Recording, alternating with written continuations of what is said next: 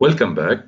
This is the third video of section 5.2, in which I'm going to draw some important consequences of the local inversion theorem. But before doing that, let me just add a remark about the proof of the theorem that I covered in the previous video. If you go back to the fixed point problem that we formulated, we write the equation f of y equal x as a fixed point of the map psi sub y of x, which is equal to x plus the inverse of the derivative times y minus f of x.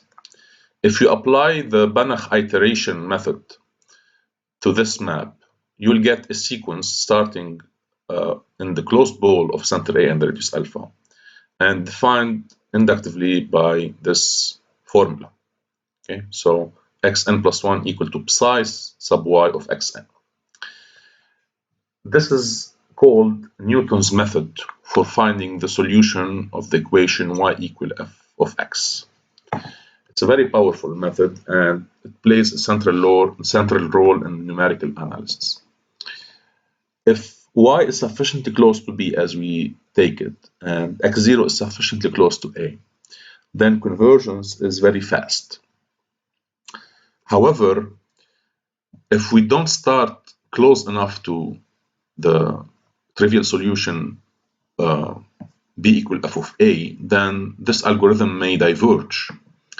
This is the first problem. The second problem is that inverting a large matrix can be computationally challenging. Okay, you study such things in numerical analysis. So we have now a constructive procedure of finding the inverse of the function f numerically. So it's not just a theoretical result, it can be applied in practice. Okay, now I move to drawing some conclusions about from the previous theorem. So first, the definition. If a bijection from an open subset of a norm space into another open subset of a norm space is said to be a diffeomorphism if both f and the inverse are differentiable. So it's like the concept of homeomorphism, but now I impose the differentiability condition on both maps. And we say that the map is a diffeomorphism of class Cn for n bigger or equal than 1, or a Cn diffeomorphism if both f and f minus 1 are of class Cn. So now I can state the second version of the inverse function theorem, which is the theorem that we usually apply in practice. So once again, you have two isomorphic Banach spaces Z and F, and a map F from an open subset U of E into F, which is of class Cn.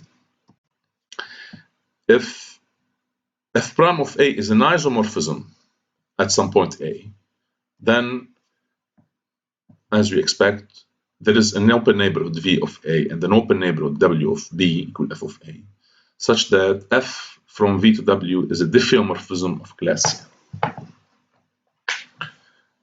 Oh, this is the version that we usually apply. Okay, so proof by induction on f. Basic step is very easy. So suppose that f is of class C1, so f prime is continuous. Okay, in particular, it's continuous at A.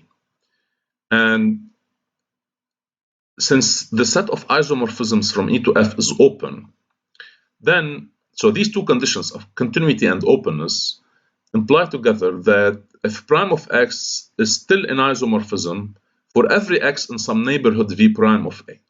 So this is like the condition of saying that if a continuous function does not vanish at a point, then it does not vanish on a neighborhood of that point. Okay, so it's the same idea. So I suggest that you write the details.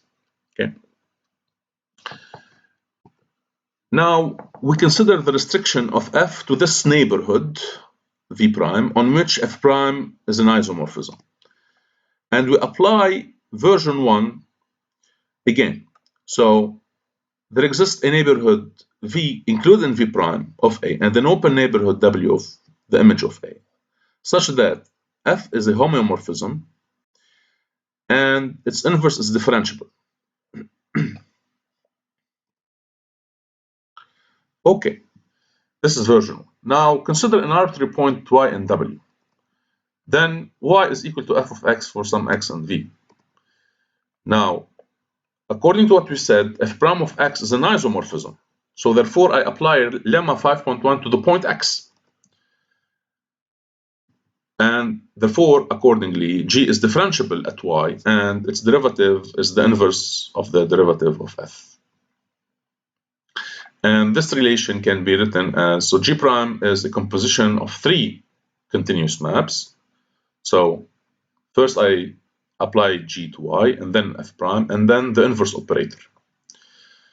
Now, g is continuous, f prime is continuous by assumption, and phi is continuous. So g prime is continuous. So this proves that g is of class C1. Therefore, I have now that f is of class C1 and g, which is f minus 1, is of class C1. So f is a C1 diffeomorphism. This is the basic step.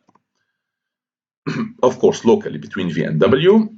And the induction step, actually, we did it in the particular case in the introduction. So you should be able to complete the step in more generality using this important relation.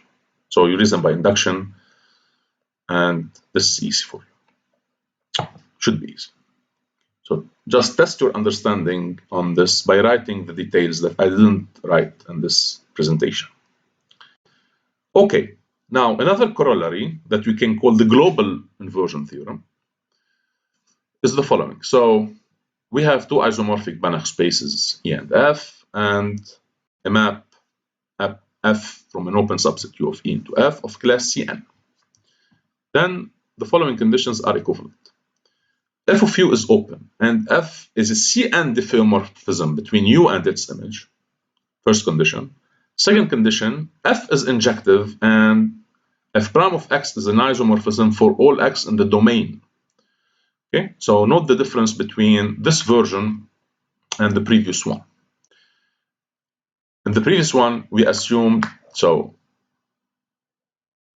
this condition actually holded locally, but now we have this condition globally for every x in the domain U of f, not just around the point A. Okay, so 1 implies 2, actually just a consequence of lemma 5.1. Okay.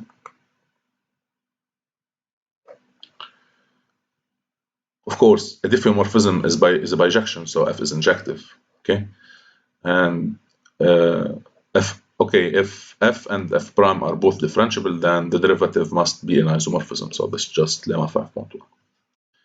Now, 2 implies 1. Let us prove that f is an open map, which means that it transforms open sets into open sets. So consider an open subset O of U. We have to prove that f of O is open. So how do I prove that? I prove that f of O is the neighborhood of all its points. So pick an arbitrary point B in f of O. Then B equal f of A for some point A in O.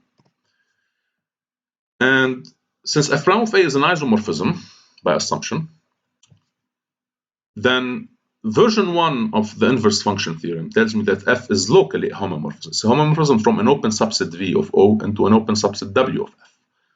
Okay. And since V is an O, then f of V is an f of O, but f of V is W, and W is open. So I found an open set containing B and containing f of O. So this means that f of O is a neighborhood of B. And since B was arbitrary, this means that f of O is a neighborhood of all its points, and therefore it's open. In particular, f of U is open. Okay, so this is the first one. Now, if you consider the map from U to f of U, it's bijective because it's injective and surjective. It's continuous because f is of class C1, and it's open. Therefore, it's a homomorphism. Now, if we apply lemma 5.1, we see that the inverse is also differentiable at every point, and its derivative is given by the usual formula. Okay. So once again, this means that G prime is a composition of these maps. So, and therefore, G prime is continuous. And the same induction argument that you were supposed to do shows that G is of class Cn. Okay. So this concludes the proof of this global inverse theorem. And note that the assumptions are quite strong here because we assume that f is injective. Okay, I did not assume that in the local version. It's globally injective, and the derivative is an isomorphism at every point. Okay, so this concludes this video and section 5.2 as well. So thank you for your attention and see you next time.